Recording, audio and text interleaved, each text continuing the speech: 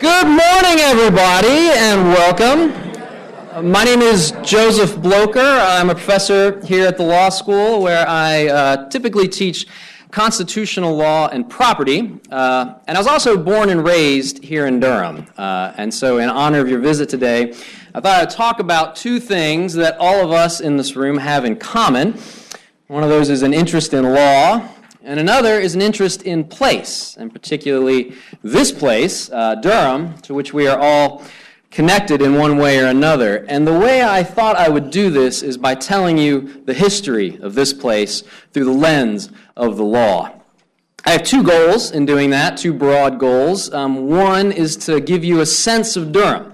I want this place to feel legible and understandable, so I want to give you a sense of its development, its identity, the challenges that it has faced and continues to face.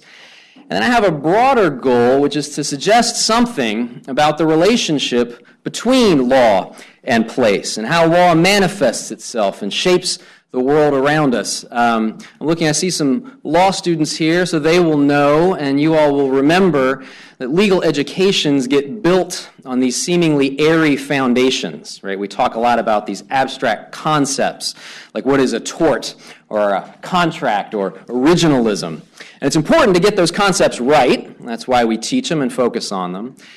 But it's also important to understand how law manifests itself and how those concepts both shape and reflect the places where we live and work. So if I succeed, you'll see that relationship from both sides.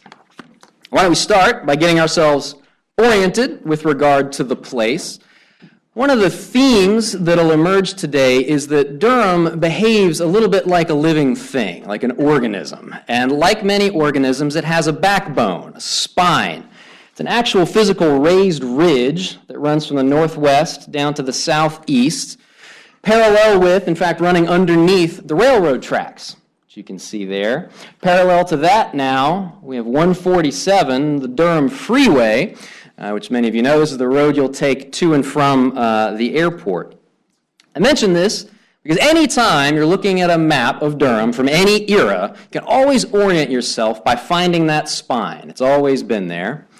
Many other features have been consistent. Downtown has always meant roughly the same thing. It's basically underneath the word Durham here. It's about where the ballpark is. We, just to get you oriented, are sitting here at the corner of Tower View and Science Drive.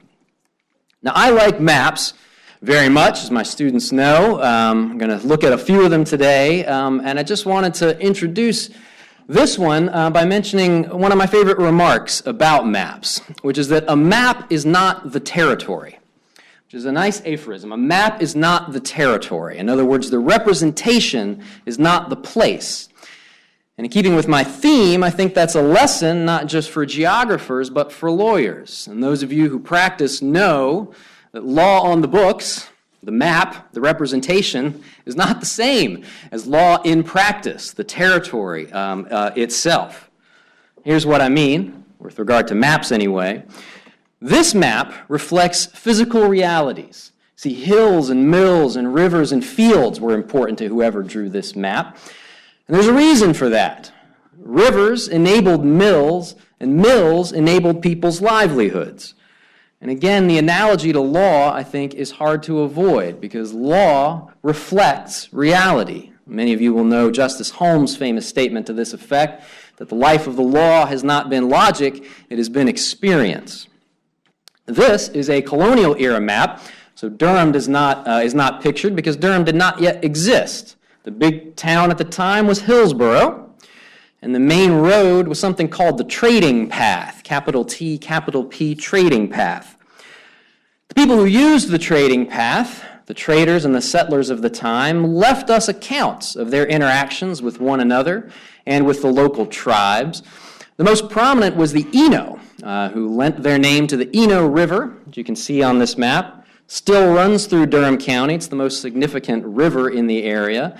It's now protected as part of a state park. Just gives you an example there of a very concrete way in which law, environmental law in that case, can shape our experience of a place. As for law then, it did not exist in the way we think about it. There weren't judges and lawyers and statutes and case books. But those traders and settlers did have rules, customs, what we might call soft law, that governed their interactions with one another. And again, many of you will be very familiar with how these can govern our interactions today. Those of you who practice arbitration, negotiation, many aspects of international law will know that it is governed largely by custom and soft law. As for the trading path itself, it's what we today call Hillsborough Road. And the students in the room will know Hillsborough Road is the best place to get a milkshake around here at Cookout. Durham itself grew up as a crossroads, a confluence, place where people were traveling to other spots. And you can see this in the names of the roads that are still standing today. Hillsborough Road, Raleigh, Roxborough, Chapel Hill, Hillsborough, of course, that I mentioned there, Fayetteville. It was the confluence of commercial travel that eventually brought the railroad to this area, in fact, even before it became a town. And that gives me a chance to introduce the first character in our story, a guy whose name you might not know, named William Pratt. William Pratt owned everything that was east of what is today downtown, this area over here. And in the early 1840s, the North Carolina Railroad approached him with a proposition. They wanted to acquire from him a small plot of land on which to build a station midway between Raleigh and Hillsborough. But Pratt declined. And the story for why he said no, at least as it's received today, is that he had a famous grog shop or tavern located right around here. And he thought that the sound of the railroad cars would scare off the horses of the patrons at his grog shop. So he said no to the railroad. And I mention this in part because that intersection between the externalities of development and the quiet enjoyment of land is, of course, the domain of nuisance law and land use law, areas that many of you may remember or perhaps practice today. Down to the right of the map here, you can see the result of his decision, a bend in the railroad.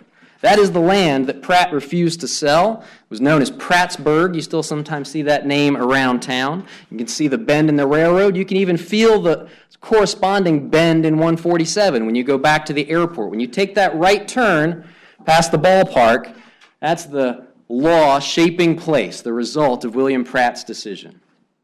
Pratt's decision not only shaped the map, it also gives opening to the first hero in our story, a guy named Bartlett S. Durham. This is Bart Durham. He was born in what was then rural Orange County. He might or might not have attended medical school at the University of Pennsylvania. Nobody's real clear on that, but he did practice medicine, so hopefully picked up some training somewhere. And in 1847 or 1848, he acquired about 100 acres of land just west of Prattsburg, probably as a speculative investment. And that investment paid off because the next year, 1849, the railroad approached him after Pratt had said no. Bart Durham said yes, and he gave to the railroad 4 acres of land right next to his own home, which was known somewhat ominously as Pandora's Box. I'll come back to that in a minute. The railroad quickly built a station there, and they named it Durham Station in his honor. A few decades later, the North Carolina General Assembly incorporated the town of Durham on the spot of the station, and soon thereafter carved out Durham County from the eastern half of Orange County and the western tip of Wake County. Shortly after that, Bart Durham became the first railroad agent in the vicinity. He also had a liquor license and a stake in the general store. And I mention the liquor license because it's probably relevant. Bart Durham himself was a hard-working man, a hard-working doctor, but apparently also a hard-drinking man, and would go on benders after he lost patience. As you can see here, the word tavern is more prominent than the railroad station itself.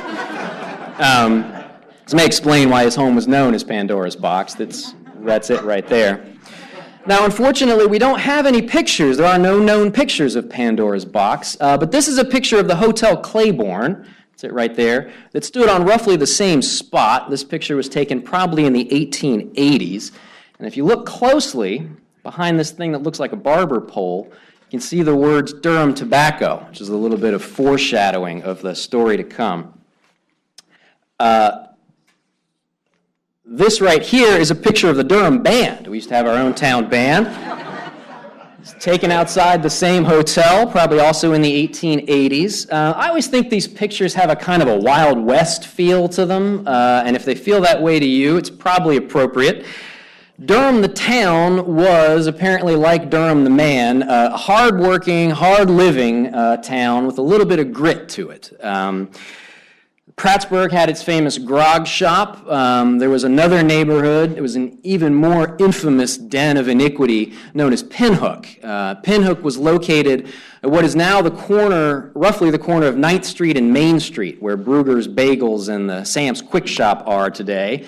The local lore about Pinhook is quite thick. I'll just mention one story. The famous Pinhook foot race had two competitors, one man, one woman, both of them naked, running for first prize, which was a jug of liquor. And since I see the dean is here, I won't show a slide of that one.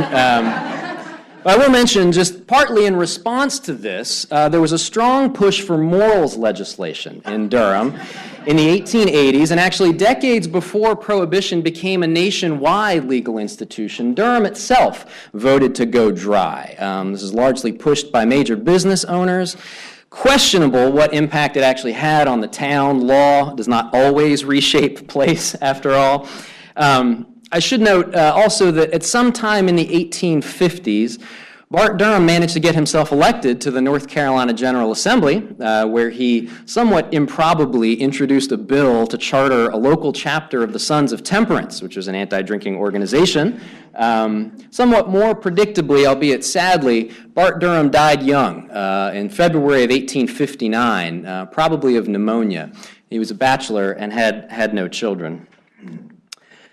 I think there's something kind of appealing and charming about this hard-working, hard-living image of Durham. It's an image that the town would keep for at least a century, probably still has to some degree today. But I don't want to romanticize it too much. The Prohibition fight was certainly not the most important fight for freedom in Durham in the 1800s, nor was it the most important moral issue for law. Many Durham residents were much more interested in survival than they were in whiskey. This is a picture of the Benahan House. This was built in the 1700s. Unlike Pandora's Box, this house is still standing. You can visit it. It was the seat of a plantation called Stagville. It's just a few miles north of here. Stagville was one of the largest plantations in the state. It was certainly the largest in the area. Covered nearly 30,000 acres at its peak and was managed by the Cameron and the Benahan families. Now, as you will have guessed, the Benahans and the Camerons were not the only people living at Stagville. In 1860, the year after Bart Durham died and the year before the U.S. Civil War began, there were 900 human beings living in slavery at Stagville. And just to put that in perspective, that is more people than there are students currently enrolled at this law school. This is a picture of Horton Grove, which is the area in Stagville where they lived. In fact, these are the actual buildings in which they lived. They were unusual buildings for the time in that they were of relatively high quality, which is one of the reasons that they too are still standing and can be visited on the Stagville plantation. Now, I don't need to tell you, of course, that slavery was a system of oppression held together with a promise of violence. But I do think it's worth emphasizing that it was also a system held together in part by law and lawyers and judges. There's a famous case from North Carolina in 1830 called State v. Mann, in which the well-regarded judge Thomas Ruffin held that a slave could have no legal claims against a master even for having been wrongfully shot, because, as Ruffin famously said, the power of the master must be absolute in order to render the submission of the slave perfect. But Ruffin was aware, as many judges were, of the moral implications of his legal holding, and so he went on to write, in the same opinion, the struggle in the judge's own breast between the feelings of the man and the duty of the magistrate is a severe one, but it is useless to complain of things inherent in our political state. It's hard to imagine a more stark presentation of the central questions of jurisprudence, legal ethics, professional responsibility. The war that grew out of that system of oppression would go on to claim at least 600,000 American lives, which is more still than in every other war we have ever fought combined. It inflicted untold suffering and loss on the country. But it also delivered what Abraham Lincoln would later call a new birth of freedom, and it established or reestablished what are now regarded as foundational principles of constitutional law. The supremacy of federal law, the inviolability of the Union, and eventually, equality under law. This is a War Department map of the Carolinas Campaign, which is the final major military campaign of the U.S. Civil War. In 1865, having sacked Atlanta, William Tecumseh Sherman has moved down to Savannah, Georgia, and then is advancing north with the intention of meeting up with Ulysses S. Grant in Virginia. Along the way, he's encountering and skirmishing with his Confederate counterpart, Joseph E. Johnston. They have a major battle at Bentonville in North Carolina, which ends up being one of the final military engagements of the Civil War. And then on April 9th, 1865, Robert E. Lee surrendered to Ulysses S. Grant at Appomattox. Now, last spring was the 150th anniversary of that surrender, and many of you may have seen newspapers celebrating it as the end of the war. It was not. Appomattox was not the end of the Civil War. When Lee surrendered to Grant, there were still armies in the field, armies larger, in fact, than those commanded by Lee and Grant, and those were the armies commanded by Johnston and Sherman. Johnston was encamped then at Greensboro in North Carolina, and Sherman was encamped at Morrisville, which is where the airport is now. But Johnston realized, especially after Lee had surrendered, that he couldn't win. And so acting against the command of his commander-in-chief, the Confederate President Jefferson Davis, Johnston sent word to Sherman that he would like to negotiate a peace. The place they settled on to meet was a small family farm just off of Hillsborough Road, the old trading path, called Bennett Place, and it is just a few miles from where you're sitting right now. This is Bennett Place. We are sitting roughly underneath the words Duke University Chapel on this map. Sherman and Johnston met in person in Durham for the first time on April 17th, 150 years ago, more than a week after Lee had surrendered to Grant. And their discussions that first day were made tense by news from Washington. That news was that on April 14th, President Lincoln had been assassinated by John Wilkes Booth. The federal government was in no mood to accept surrender from a Southern army at that point. But Sherman and Johnston didn't give up. They stayed at Bennett Place and continued to try to hammer out the terms of a peace while their armies milled around this area, the young town, probably on the same hillside where we're sitting right now. And finally, on April 26, 1865, they agreed to terms almost identical to those that Grant had given to Lee. It was the largest single troop surrender of the largest war we'd ever fought, and it brought the Civil War to a close right here in Durham. Johnston, that's him there on the right, never forgot the generosity and the dignity of the man that he'd met for the first time here in Durham. And these two men, that's Sherman on the left, who commanded armies against one another, became friends. And for decades after the war, they'd visit and see one another. In 1891, Sherman died. And Johnston, his old foe, was asked to be a pallbearer at his funeral. Johnston, of course, accepted, traveled to New York City, and on February 19th, 1891, he carried out his duty. He was by then an elderly man. He took off his hat as a sign of respect. And somebody, worried for the general's health, told him, "You should put your hat back on so you might catch cold." To which Johnston replied, "If I were lying there in his place and he were standing here in mine, he would not put on his hat." Johnston did catch a cold that day, which developed into pneumonia, and he died soon thereafter in Washington, D.C., which was again the capital of a unified country. This is Bennett Place today. This is a faithful recreation of the building where the two men met.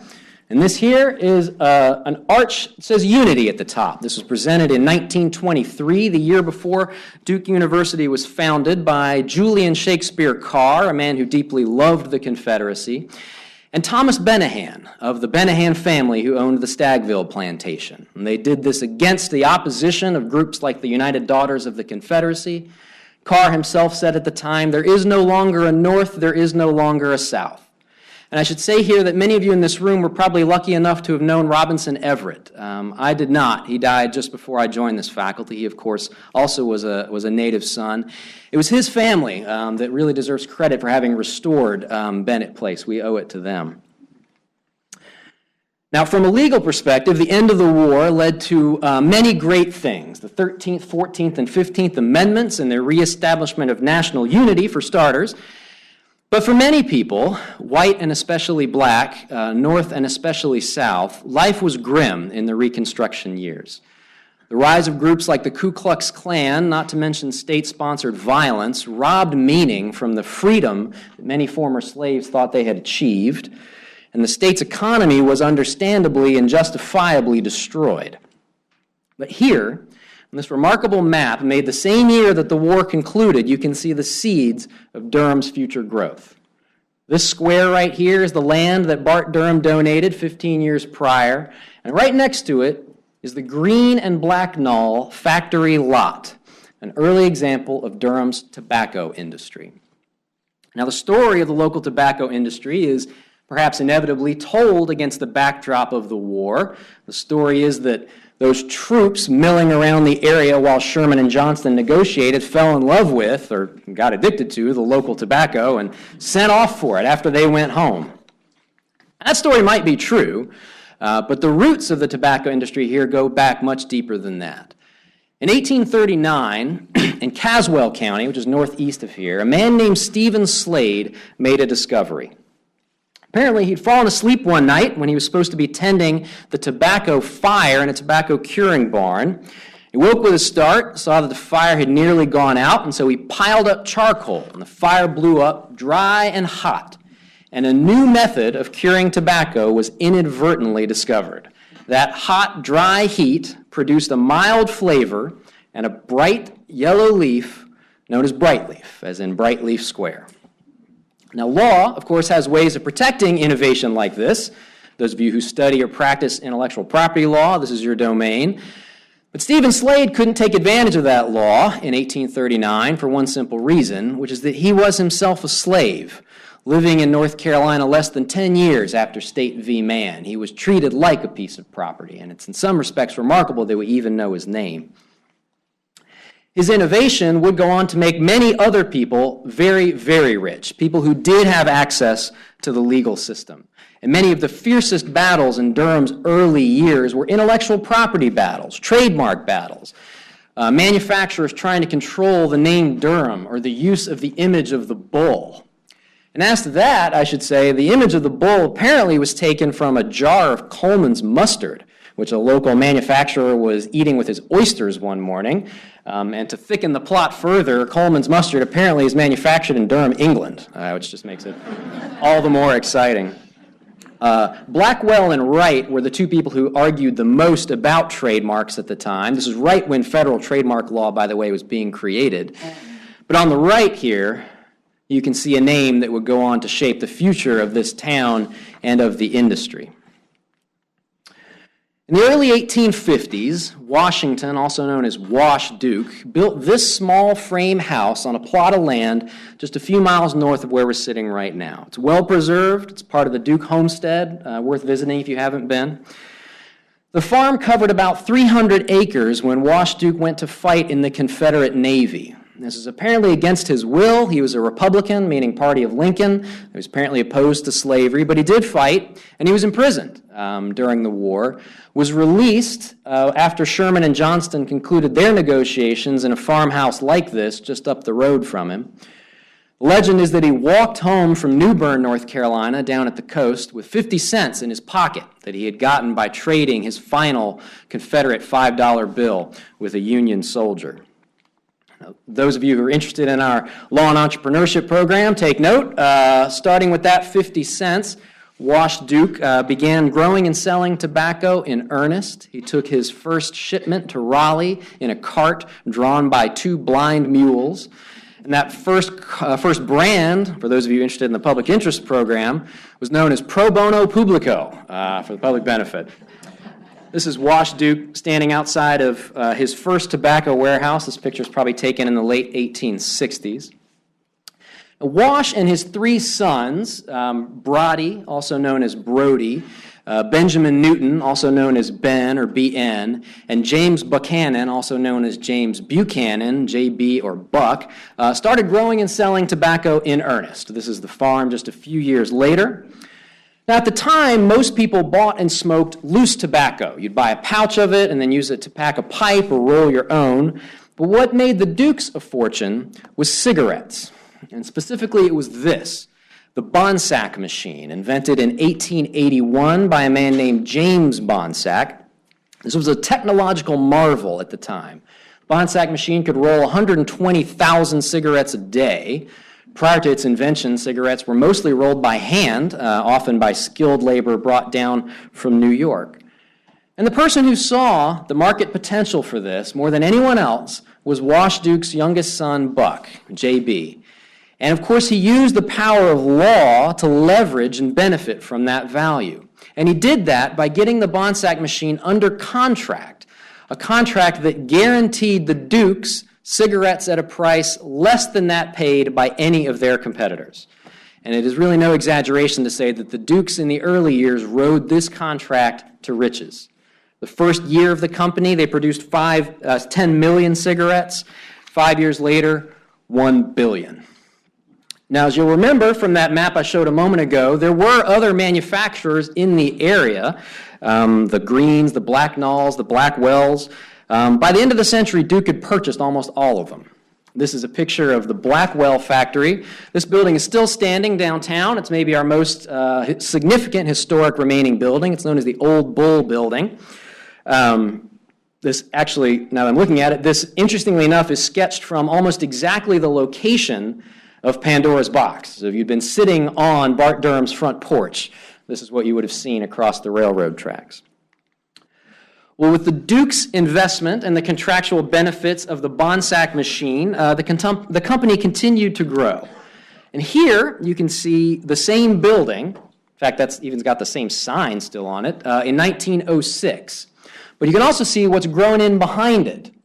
That's the American Tobacco Company, now the American Tobacco Campus, where I'm sure many of you have been. These two smokestacks here are in what is now left field of the Durham Bulls Athletic Park. Just out of screen here is the Durham Performing Arts Center, where I'm sure many of you have been. Now, as impressive as all this looks from the street level, the more significant developments were at the national level. In 1890, 5 of the largest tobacco manufacturers in the country merged under the direction of J.B. Duke to form the American Tobacco Company. They quickly controlled 80 or 90% of the market for plug tobacco, pipe tobacco, and cigarettes. And perhaps not coincidentally, that very same year, Congress was debating and eventually passed something called the Sherman Antitrust Act. And the very next year, the Department of Justice filed suit against the Duke's new company. On the left here, you can see a subpoena issued to Benjamin Newton Duke requiring him to testify. On the right, you can see the headline announcing the result. In a series of cases, the Supreme Court ruled that all the companies under the American Tobacco umbrella were in violation of the Sherman antitrust laws, and they required the company to be dissolved. But, interestingly enough, for those of you interested in remedies, they allowed Buck Duke to decide how to slice the pie. And so a lot of the spin-off companies, Liggett and Myers and such, those are things that Buck Duke carved out of his own company. In any event, by that time, Buck Duke, who had an absolute genius for business, had turned his investments largely away from tobacco and into a new era, a new arena, that is, electric power. This is when Duke Power was born. So these decisions seem to have very little impact on Buck Duke's own personal fortune. Now, of course, tobacco and energy are only part of the Duke legacy. We are sitting in another significant part of it. In 1892, the Dukes worked together, probably for the first and last time, with Julian Shakespeare Carr, they were bitter political enemies, to convince the Methodist-affiliated Trinity College to move to Durham from Randolph County. Wash Duke was a devout Methodist. He put up the money for this, and Carr put up the land in what was then West Durham and what we now know as East Campus. This is the original plan for East Campus. This is Main Street. This is still the main entrance there. All these buildings and those roads have basically been redone. But I want to draw your attention to one street, which again is no longer still with us, this one. It's called Faculty Avenue, or Faculty Row. And this house right here, fourth from the left, was owned by a history professor named John Spencer Bassett, who would become the face of free speech and academic freedom in American universities. In 1903, Bassett published an article called Stirring Up the Fire of Race Antipathy in a journal called the South Atlantic Quarterly, which he had founded here at Trinity and which is still published at Duke. And in that article, Bassett praised Booker T. Washington, saying that he was the second greatest man, behind only Robert E. Lee, born in the South in the past century.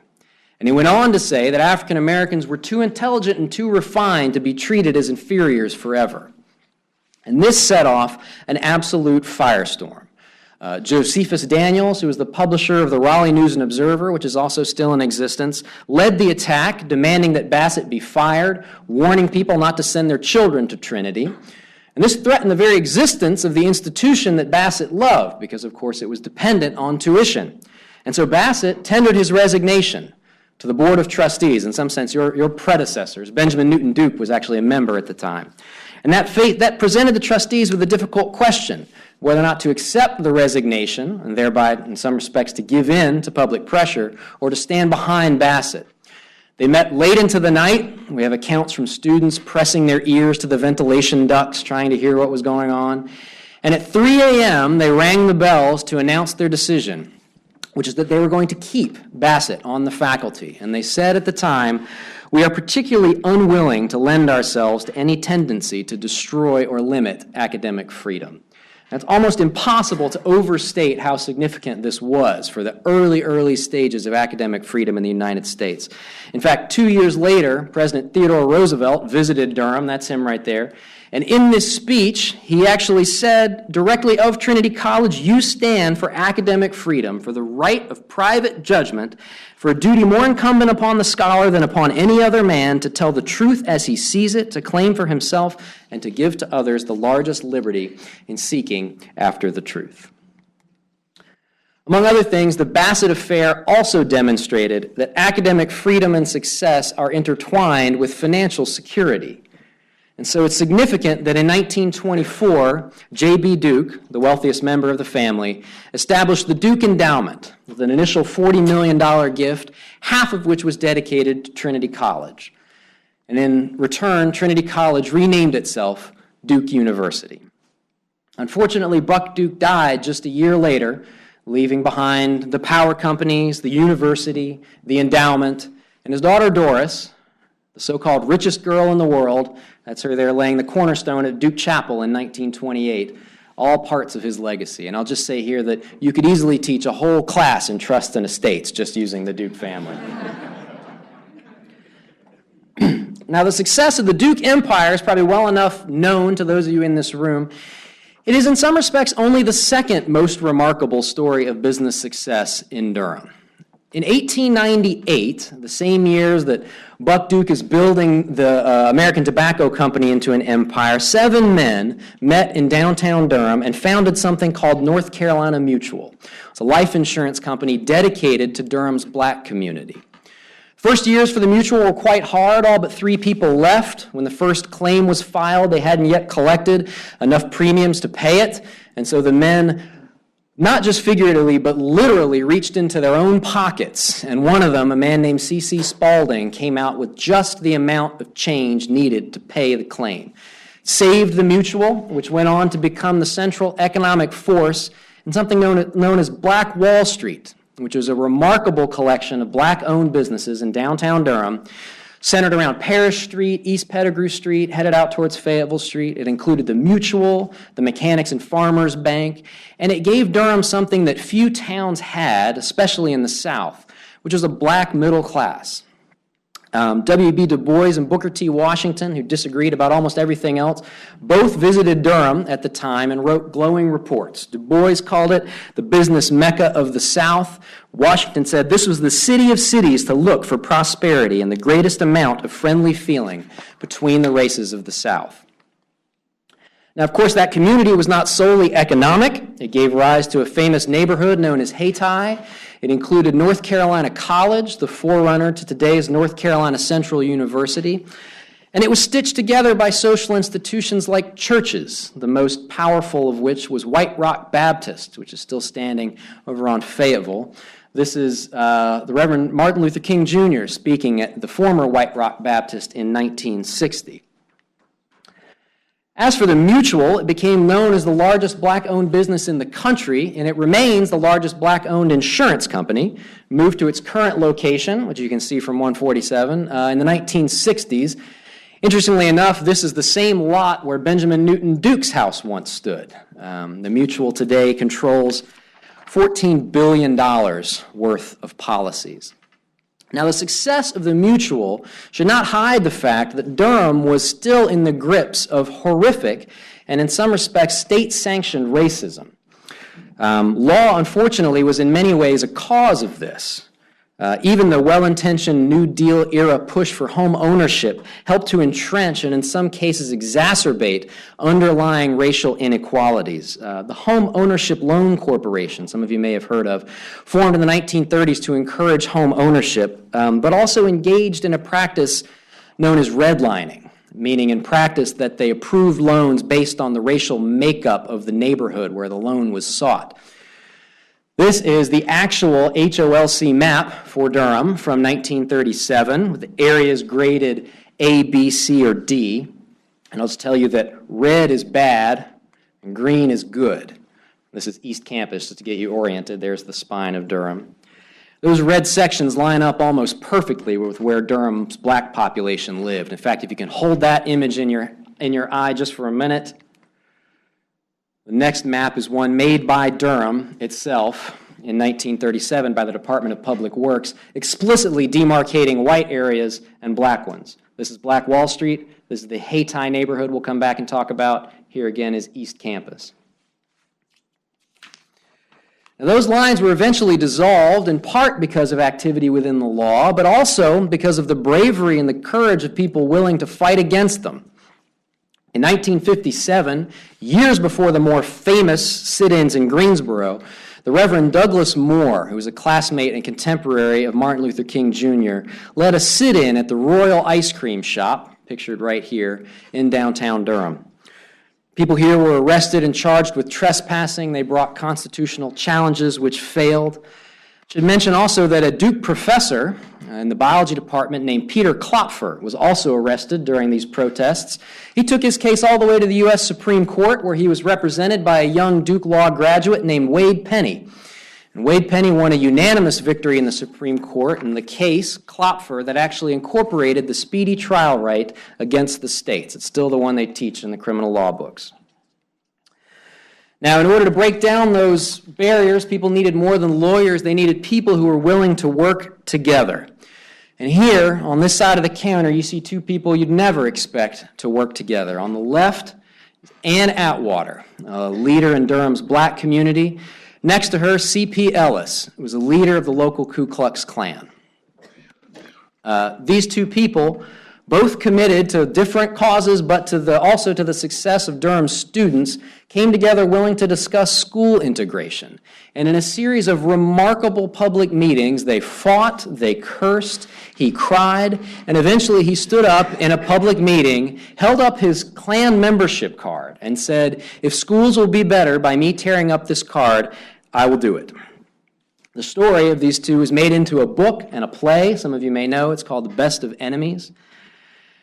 Ellis's fellow Klansmen turned their backs on him. They thought that he had turned his back on the community he came from. What community was that? CPEllis grew up poor as a part of Durham's textile mill community, a community less well known perhaps than the tobacco mills. This is a quick picture of the Irwin Mills, a massive sprawling facility, parts of which still stand. This building is now part of Duke. This is 9th Street right here. That reservoir is obviously gone. The new Harris Teeter is down here. You can see part of the mill village filling in around here. Labor unrest in the mills at the time was a real thing, especially in the 1930s and the 1950s. There's a picture of a 1951 strike at the mill. People had a hard time unionizing, for reasons that may be of interest to those of you who practice labor and employment law. And in fact, North Carolina remains the least unionized state in the entire country. After his break from the Klan, life did not magically become good for CPEllis. He had alienated his friends, wasn't exactly welcomed in the liberal community. He drank heavily. He was once hospitalized for breaking a bottle over his own head in a fit of depression. Change did not come easily for him, but it did eventually come. He later in life did an interview with Studs Terkel, some of you may know, and Studs Terkel referred to this as the most memorable and moving interview that he'd ever done. This is just a short excerpt from it. When the news came over the radio that Martin Luther King was assassinated, I got on the telephone and began to call the other Klansmen. We just had a real party, really rejoicing, because that son of a bitch was dead. Our troubles were over with. They say the older you get, the harder it is for you to change, but that's not necessarily true. Since I changed, I've sat down and listened to tapes of Martin Luther King. I listen to it and tears come to my eyes because I know what he's saying now. I know what's happening. CPEllis ended up being, of all things, a labor organizer, working with both white and black unions, and he would later say that his proudest professional achievement was winning Martin Luther King Day as a holiday. He died in 2005, and Ann Outwater delivered the eulogy at his funeral. As for Ann Outwater, she's still alive. She's been a force in Durham politics for decades now. Housing has been a particular interest of hers. And at roughly the same time as the desegregation fight was breaking down the legal barriers between white and black Durham, another legal force was literally tearing down black Durham, and that force was urban renewal, the federally funded process of tearing down supposed slum housing and replacing it with something better. This is a street scene in the Hayti neighborhood. You can see on East Pettigrew Street, in fact, you see a hotel here, a theater, restaurant. Here's a picture taken from the same spot today. It's now a parking lot. In many ways, Durham got lucky in the urban renewal years. We lost an agonizing number of buildings, but we also managed to keep some very significant ones. There was another way in which federal law was changing the way Durham looked at the time, and that was through the construction of roads, and specifically 147, the Durham Freeway, which I mentioned earlier. It's initially called the East-West Expressway. It's the road you take to the airport. It's relatively recent, only built in the last few decades. I encourage you to imagine when you go back to the airport, think about what Durham would look like if it were not there. This is a picture of a place called Paxton Road in Durham, probably in the 1940s. And here's a picture from the same spot taken today, just before the downtown exit from 147. And what you're seeing here, of course, is a very visible way in which law can shape place through the power of eminent domain. Now, I don't want to romanticize it too much. The houses were not all spectacular, but when they were torn down, so were the communities that lived there. This is a place called Henry Alley in the 1950s, and here it is today. And the law does this, for better or for worse.